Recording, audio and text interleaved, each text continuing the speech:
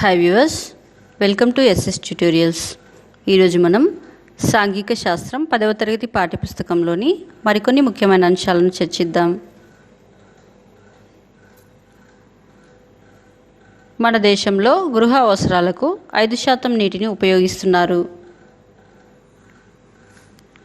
మన దేశంలో 10 కోట్ల ఎకరాల భూమి వరదకు గురయ్యే ప్రమాదం ఉంది. ఉపరితల నీటి వనరులలో 70% కలుషితమయ్యాయి. భారతదేశ నదీ జల వ్యవస్థ 3 భౌతిక అంశాలకు అనుగుణంగా రూపొందింది.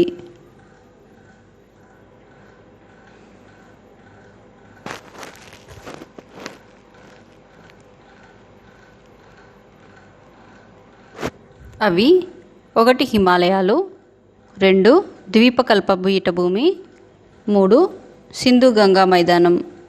పుట్టుక ఆధారంగా భారతదేశ నదీ జల వ్యవస్థను 2గా విభజించవచ్చు. అవి 1 హిమాలయ నదులు, 2 ద్వీపకల్ప నదులు.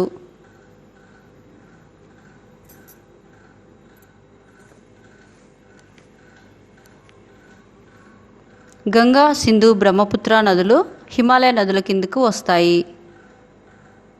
ఈ నదులు ప్రవహిస్తూ వి ఆకారపు లోయలను ఏర్పరుస్తాయి. హిమాలయ నదులు జీవనదులు, అంటే సంవత్సరమంతా వీటిలో నీళ్లుంటాయి. సింధు నది టిబెట్లోని మానస సరోవరం దగ్గర కైలాస పర్వతాలలోని ఉత్తర వాలుల వద్ద మొదలవుతుంది.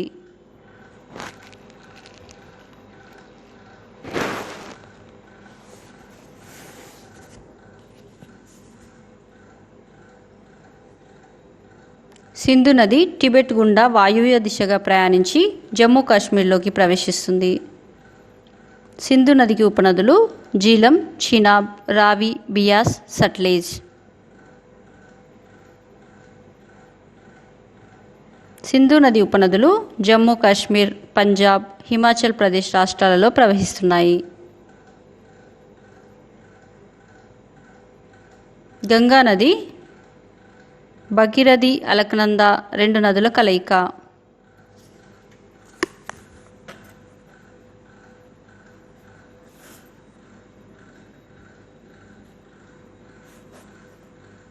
గంగోత్రి హిమానీ నదం దగ్గర పుట్టి భగీరథ బద్రీనాథ్కి వాయువ్య దిశలో, సతప్నాథ్ దగ్గర పుట్టి అలకనంద నదులు దేవప్రయాగ వద్ద కలిసి గంగా నదిగా మారుతుంది.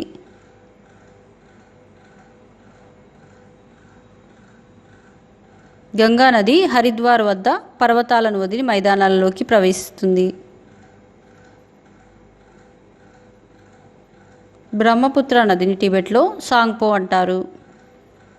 బ్రహ్మపుత్ర నది మానస సరోవరం దగ్గర కైలాస పర్వతాలలోని చెమయుంగ్ డంగ్ హిమానీ నదం నుండి పుడుతుంది.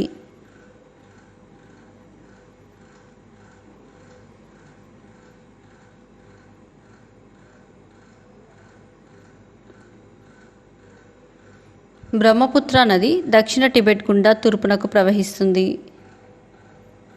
బ్రహ్మపుత్ర నది లోట్సేత్ సాంగ్ దగ్గర జల ప్రయాణానికి అనువుగా ఉండే వెడల్పైన నదిగా మారి 640 కిలోమీటర్లు ప్రవహిస్తుంది. బ్రహ్మపుత్ర నది అరుణాచల్ ప్రదేశ్లో నైరుతి దిశగా పెద్ద మలుపు తిరుగుతుంది. బ్రహ్మపుత్ర నదిని అరుణాచల్ ప్రదేశ్లో సియాంగ్ అని, దిహాంగ్ అని అంటారు.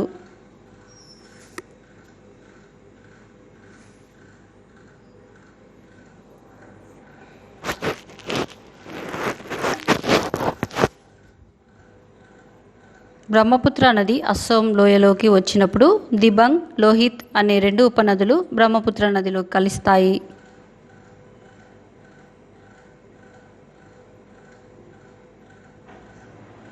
బంగాళాఖాతంలో కలిసే ద్వీపకల్ప నదులకు, అరేబియా సముద్రంలో కలిసే చిన్న నదులకు మధ్య జల విభాజక క్షేత్రంగా పశ్చిమ కనుమలు కలవు.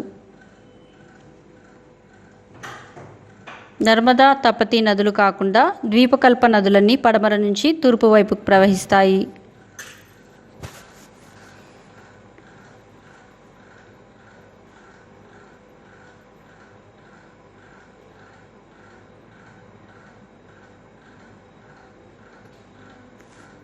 ద్వీపకల్ప పీఠభూమిలోని ఉత్తర భాగంలో పుట్టే చంబల్, సింధ్, బేత్వా, కేన్, సోన్ నదులు గంగా నది వ్యవస్థకు చెందుతాయి. ద్వీపకల్ప నదులలో గోదావరి నది పెద్దది. గోదావరి నది మహారాష్ట్రలోని నాసిక్ వద్ద గల త్రయంబకం పీఠభూమిలో పుడుతుంది. బంగాళాఖాతంలో కలుస్తుంది. తూర్పుకి ప్రవహించే ద్వీపకల్ప నదులలో కృష్ణా నదిది 2వ స్థానం.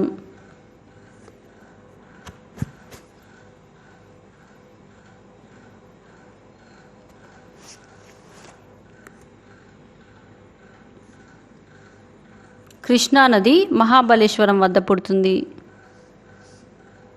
మహానది ఛత్తీస్గఢ్లోని సిహావా వద్ద పుట్టి ఒడిశా గుండా ప్రవహిస్తుంది. నర్మదా నది మధ్యప్రదేశ్లోని అమర్కంటక్ వద్ద పుడుతుంది. తపతీ నది ముల్తాన్ వద్ద పుట్టి పశ్చిమ దిశగా పయనిస్తుంది.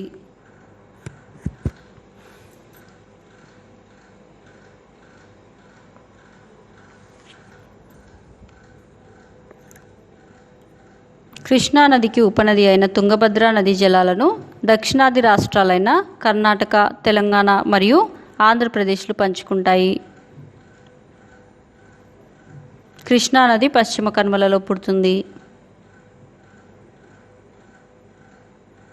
కృష్ణానది మొత్తం పరివాహిక ప్రాంతం 71,417 చదరపు కిలోమీటర్లు. దీనిలో 57,671 చదరపు కిలోమీటర్లు కర్ణాటకలో ఉంది.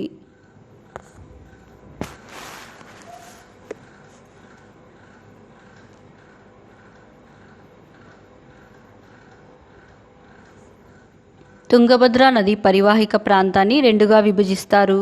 అవి 1 కర్ణాటకలోని ఎగువ మధ్య పరివాహిక ప్రాంతాలు, 2 తెలంగాణ ఆంధ్రప్రదేశ్లోని దిగువ పారివాహిక ప్రాంతం.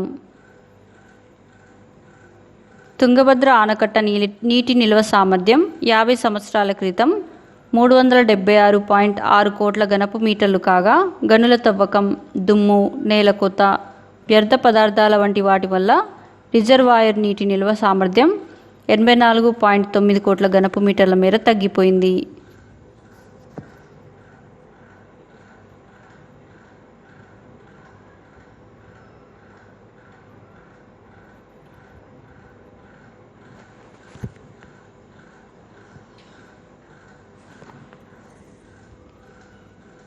కుద్రేముఖ్లో ఇనుప ఖనిజం, శాండూర్ వద్ద గల మాంగనీస్ తవ్వకాల వల్ల పరివాహక ప్రాంతంలో నేల కోత ఎక్కువై చెరువులు, చిన్న జలాశయాలు తుంగభద్ర జలాశయం పూడికకు గురవుతున్నాయి.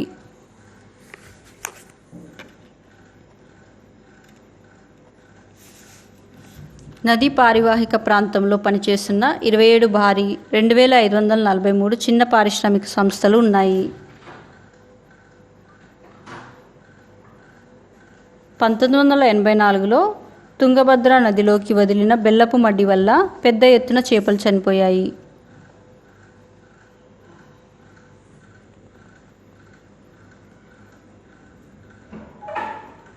తుంగభద్ర నది 2 రాష్ట్రాలలో ప్రవహిస్తూ ఉండడం వల్ల కర్ణాటక, ఆంధ్రప్రదేశ్ల మధ్య కూడా వివాదాలున్నాయి.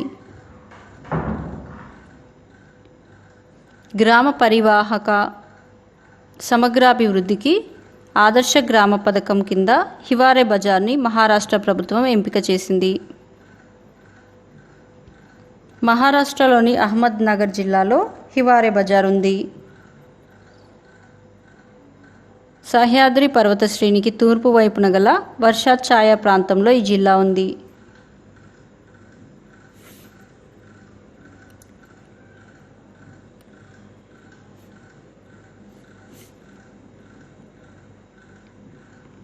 అహ్మద్ నగర్ జిల్లా 400 మిల్లీమీటర్ల వర్షపాతంతో కరువు పీడిత ప్రాంతంగా ఉంది. మహారాష్ట్రలో రాలేగావ్ సిద్ధి సాధించిన విజయంతో 4 నిషేధాలు చాలా ప్రఖ్యాతిగాంచాయి. 4 నిషేధాలు: గృహద్బందీ, చెరాయిబందీ, నషాబందీ, నస్బందీ.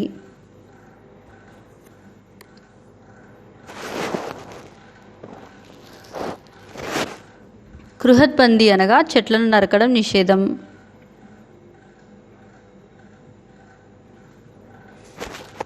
చెరాయి బందీ అనగా పశువులను స్వేచ్ఛగా మేయడానికి వదలడం నిషేధం. నషాబందీ అనగా మత్తు పానీయాల నిషేధం. నస్బందీ అనగా అధిక సంతానం నిషేధం. ఈ నిషేధాల వల్ల మహారాష్ట్రలో వేసవిలో నీళ్లు అందే భూమి 7 హెక్టార్ల నుండి 72 హెక్టార్లకు పెరిగింది.